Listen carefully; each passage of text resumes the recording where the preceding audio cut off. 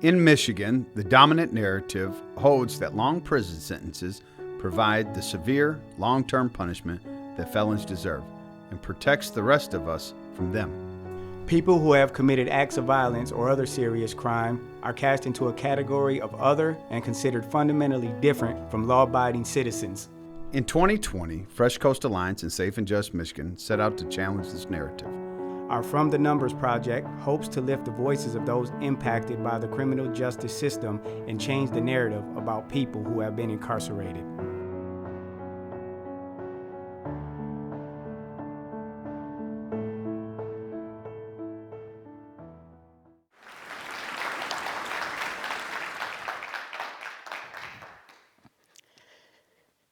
Everybody has a breaking point. One definition of breaking point is the point in which a situation becomes critical. For me, that critical situation came in 2010 when I found myself in the county jail facing 10 charges, including 4 attempted murders. Now, this wasn't a one-time event like I just woke up and decided to commit a crime. This was the culmination of a lifetime of criminal activity and mistaken identity. And I'm not talking mistaken identity as in they had the wrong person. They had the right one, but the one they had didn't even know who he was.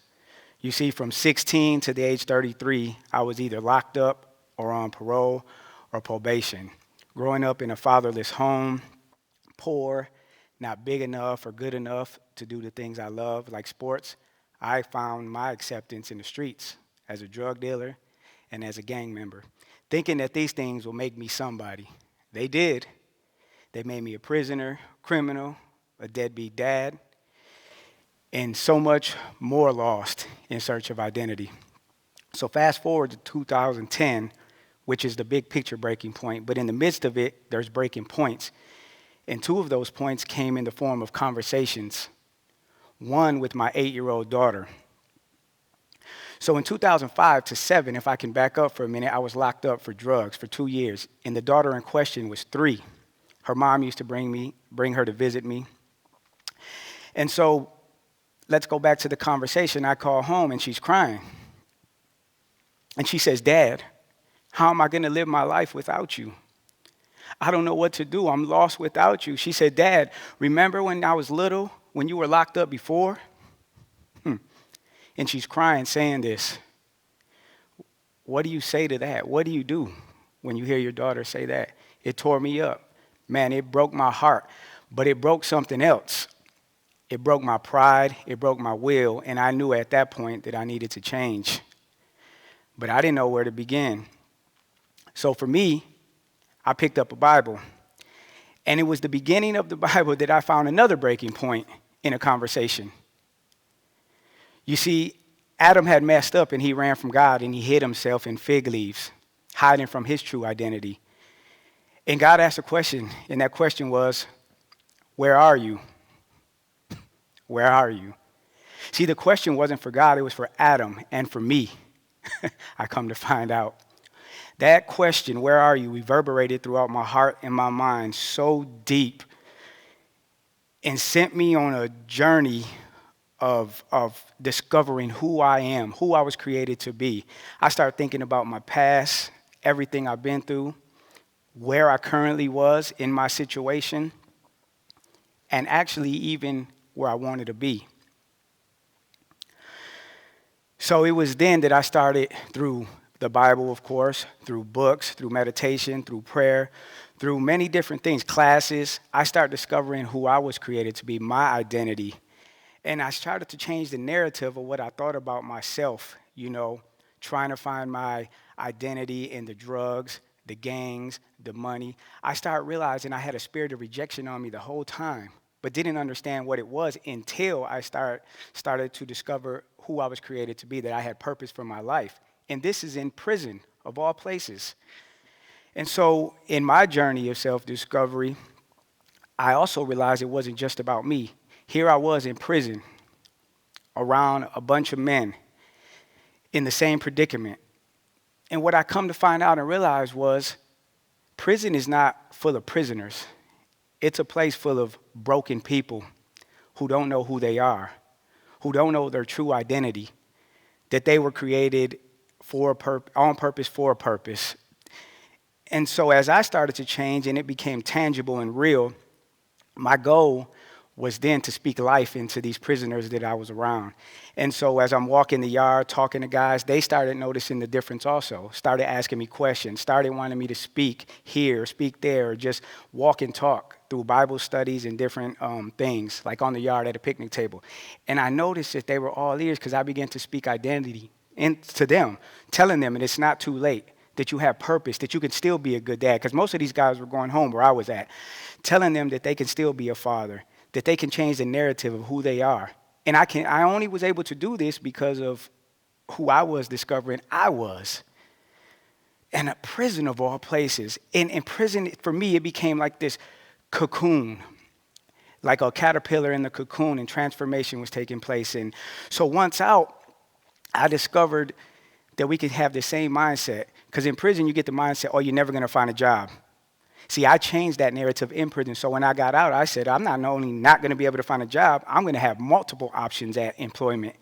And sure enough, I took that mindset out with me and found multiple opportunities for employment. And one of the most fulfilling ones was at the Saginaw Rescue Mission, where, again, I was able to minister to broken men, lost in identity, dealing with drug addictions, prison, jail. Some of them just got out. And so that was a blessing to use what I learned in there to speak life into these guys, and had an impact on a lot of them. So from there, I moved to Muskegon, Michigan, where I became part of Fresh Coast Alliance, where I'm currently at. And they specialize in speaking to the identity of incarcerated men and women who's been released. And so here in this place, I find my true fulfillment, that I only learn in prison that we were created on purpose for a purpose, and it's not too late for anybody. So I encourage you, if you know somebody incarcerated, be there for them, because there's hope. Send them books, resources, anything, because a lot of people do discover who they truly are once in there. Like I said, I wasn't arrested, I was rescued. So I just want to encourage you that there's hope for yourself, for your family member, for your dad, for your mom, for your son or your daughter. Because truly, they're in there discovering who they truly are. They just need encouragement. So I just want to say, don't give up on them. Don't give up on yourself. You were created on purpose for a purpose, and you have identity. So I hope that you find it. Thank you, and God bless.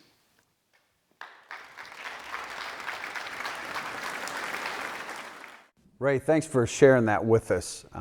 Your story, it was powerful. And I guess we could sum it up.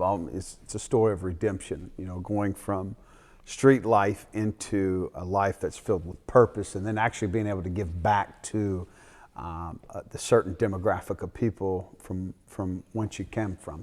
Being able to work with those who are probably returning home from prison or coming out of the world of addiction at the rescue mission, and even here at Fresh Coast Alliance, where you're able to be in a mentoring role and helping people with that.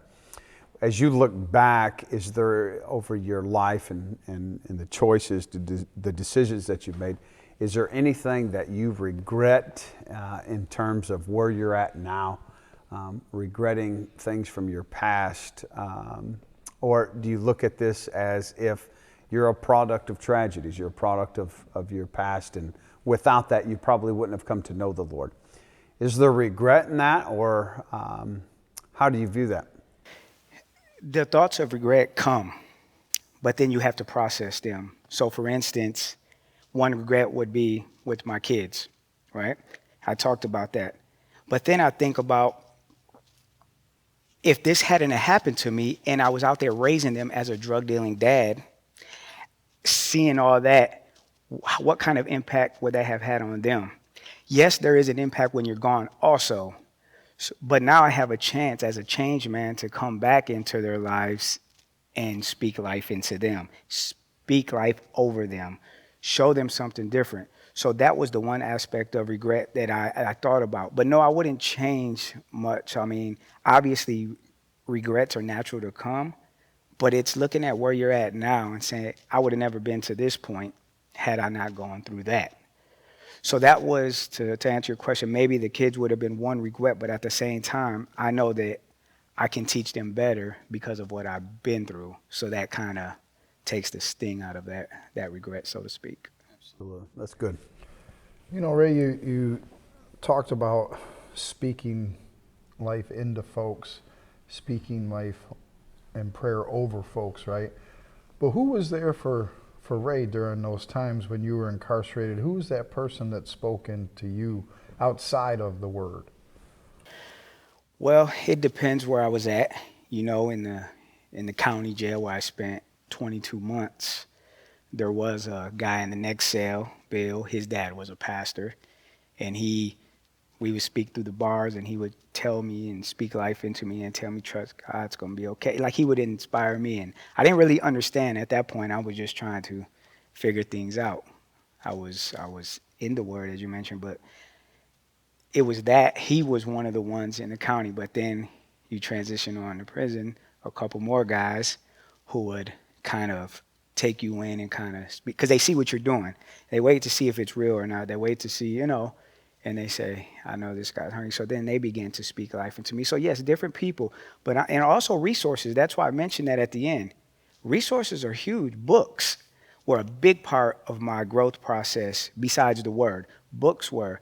My family members will send me resources, or I'll see a book on TV, and then I'll call them and they'll send it to me. And that became a big source of inspiration, of speaking life over me in a sense. Yes, it came from a book, but the author was speaking life over me from that book, and I was learning my identity, and I was learning so many valuable lessons of affirmation from resources like books. So yes, I would say people at different times of the process, and also different resources, especially books, if we're talking besides the Bible. Thank you, Ray. I appreciate that. Thanks for sharing with Yes, us, Dave. Appreciate it. no problem. Thank you guys.